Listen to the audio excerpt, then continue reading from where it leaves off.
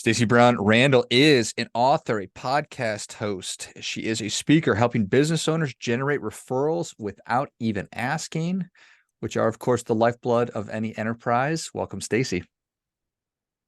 Thank you for having me, George. I'm excited to be here. Yeah, definitely excited to have you on.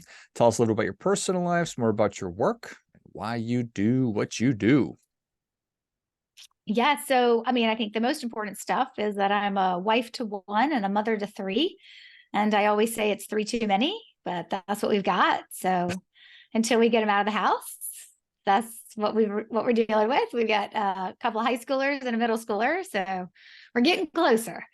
But I actually do what I do with referrals and the strategies that I teach and the way my business functions, because I actually had to figure out how to generate referrals in a way that would work for me after my first business failed.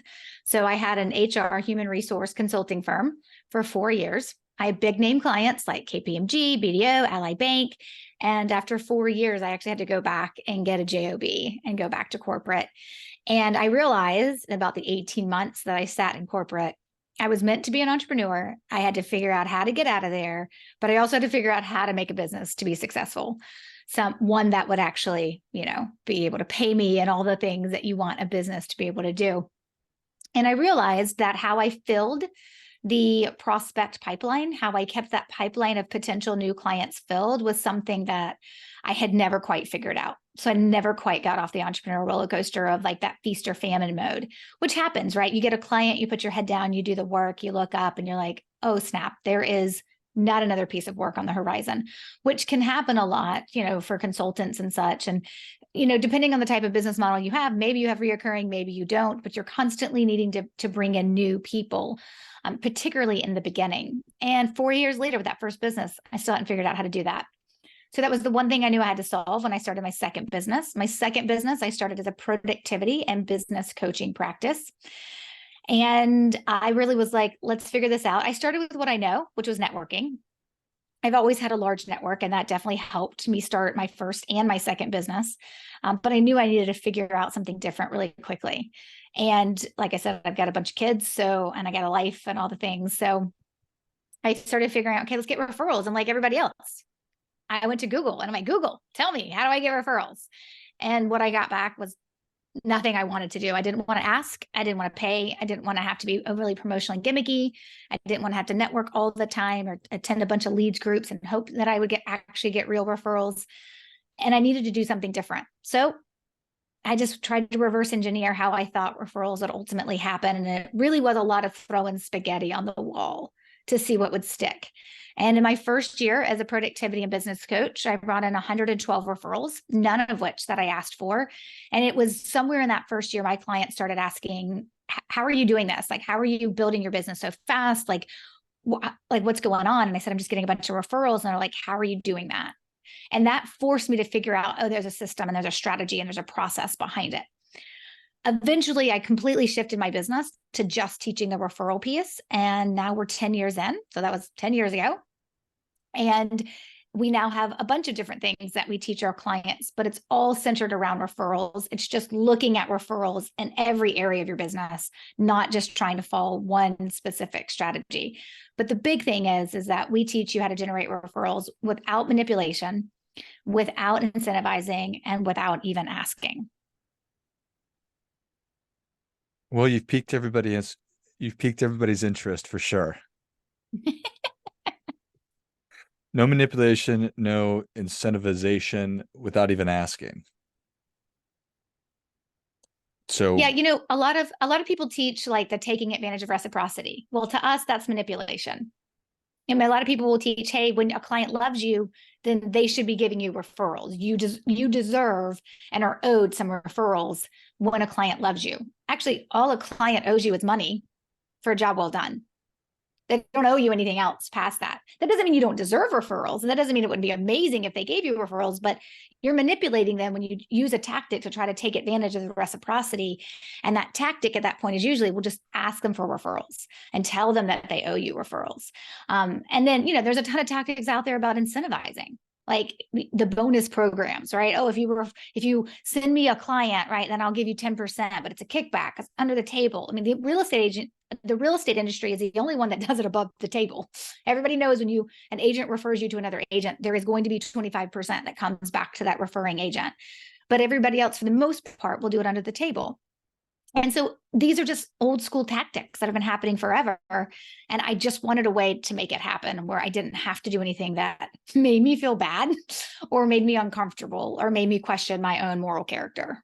Yeah, which is awesome. And obviously you got 112 in your first year, so it worked. And now you've been refining this, I assume, over the last 10 years. So what is the starting point? Is it a framework? Is it a process? Am I thinking about it all wrong? Yeah, so I think a lot of people go into coaching or consulting, and the idea is that I've got to have this one framework that I teach everybody from. And in some cases, I actually think that's a great starting point. I would not have had this answer for you 10 years ago. I would not have had this answer for you 5 years ago. But being 10 years in and working with all the businesses that we have worked with and all the clients that we have helped be successful, we have kind of elevated a little bit about how we look at referrals within a business. And so it's not so much a framework, even though there is a framework in a lot of the things that we teach. When we build the science behind referrals into any strategy we teach, there's science there and there's a framework there. But if we go up to the 30,000 foot view, when we're first getting started and looking at referrals in your business, we actually look at it as an ecosystem. So before we drill into any particular part or any particular strategy or any particular framework, what we're going to first look at is the ecosystem of your business and help our clients understand is like, you've got referrals hiding all over the place. You just don't know it. You don't know how to get them. Like when I tell folks, like, do you know that there's a way to do testimonials so that you can actually plant referral seeds to get referrals? And they're like, oh, no. And when you're in the buyer's journey with a prospect, before they say yes, there's a way to get them to start thinking about referring you without you ever saying you should refer me, whether you decide to work with me or not, right? Because we never do the direct ask. And so we look at the ecosystem of a business, and there's 4 main parts where referrals are typically hanging out. One is in a specific people strategy.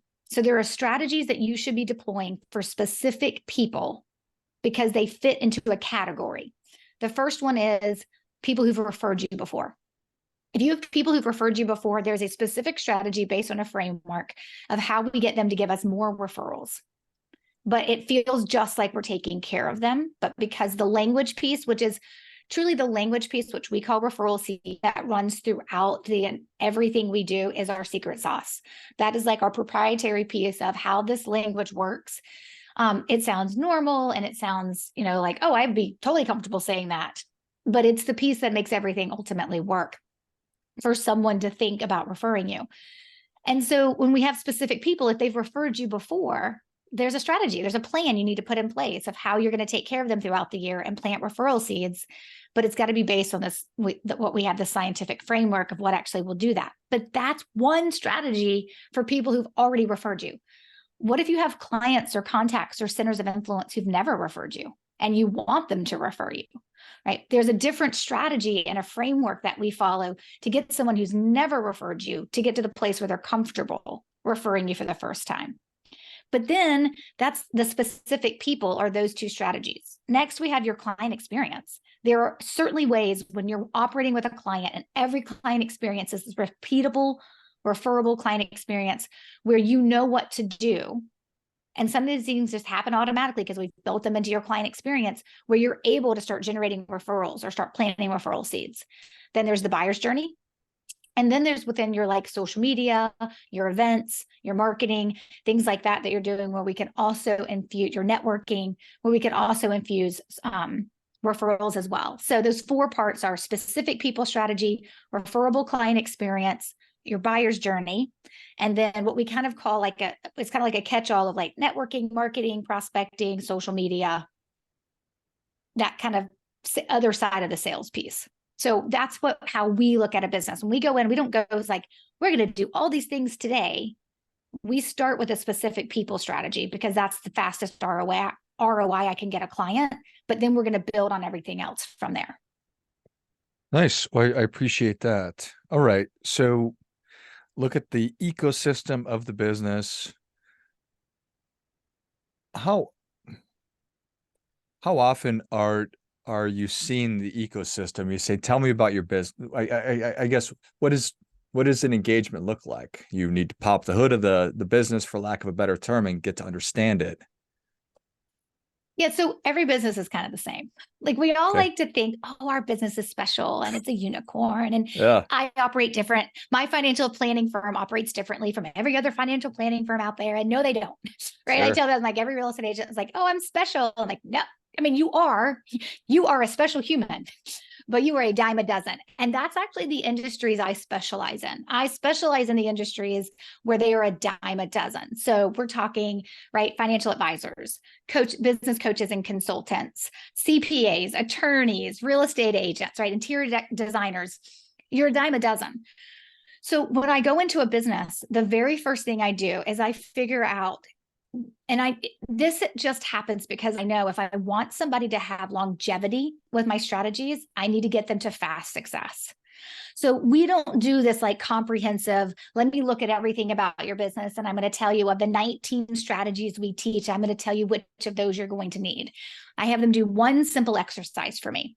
And based on this one simple exercise, I basically know everything I need to know about where we're going to start.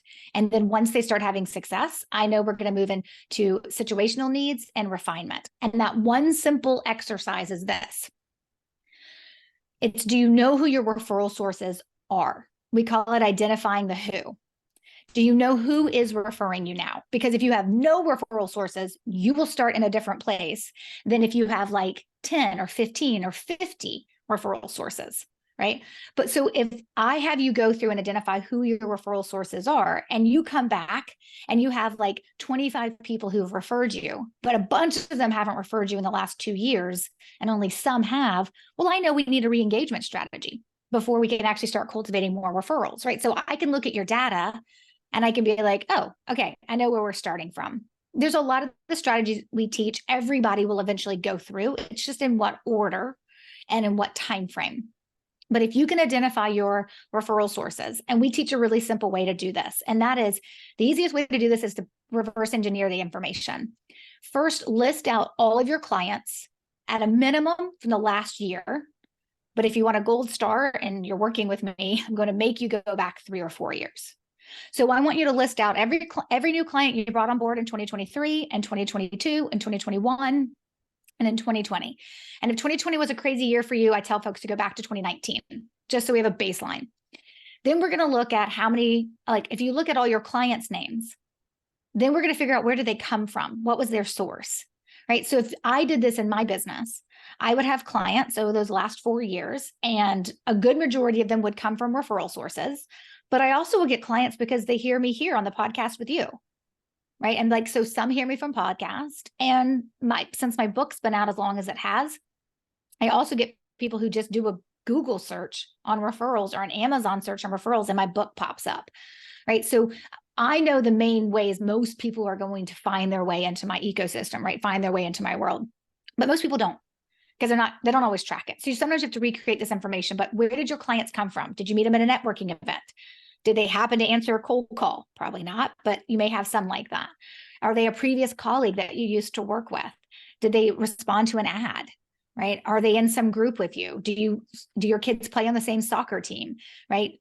Were they referred to you? And when that client was referred to you, you then also have to write down the name of the referral source. And that's how we collate that information to get right down to who are your referral sources, who are the clients they referred to you. I do have my clients go back through this one more time, and they give me the prospects as well. If you have prospects that didn't become a client and you have information on them, I want to know who referred those prospects as well. And then we pull the whole thing together and we're like, here are the clients and the prospects and the names of the referral sources that referred those folks to you. And that tells me, how many referral sources do we have? How many referrals did you get every year over the last 3 or 4 years? So I can pull an average of the number of referrals you typically receive in a year. And from there, I can help you set a goal of how many referrals we want moving forward, how much money we're going to make after that, off of that. And then I can tell you what your very first plan of attack is. And it's that one exercise sets everybody up to have fast success. Well, that does the work, right? that sets you up for have fast success. And then I can come behind that and be like, okay, now let's refine some things, right? Like you get a lot of referrals, but you're not closing them. Well, we have a process, a script for that if you need it, right? Or it could be you get a lot of referrals, but none of them are your ideal client. Well, we have a script for that, right? Called changing the quality that we do with our referral sources. So once we know where your data stands, then I can tell you how you need to refine based on the situation. It makes a ton of sense. And I'm sure that you hear this quite a bit, but just for me and my business, I certainly do get referrals. I was just going through the exercise in my mind. And, let's say I've got 20 people that over the past 3 years have given me referrals that have turned into clients. And so what would be then just an example of how I would then move forward with those 20 people? Yes. So what you need is what we call a growth by referrals plan. You're receiving referrals. Now we want to grow and get more. And so the strategy we use is called growth by referrals. And it's where we have those names of those folks. And then we're going to build out a plan of outreach. It's going to be somewhere between 5, 6, maybe 7 outreaches, or what we call touch points in a year. It's going to be customized as in for who you are and who they are collectively as a group. This is not 5 touch points times 20 individual people. This is the same touch point 5 or 6 times a year going out to each of those 20 people.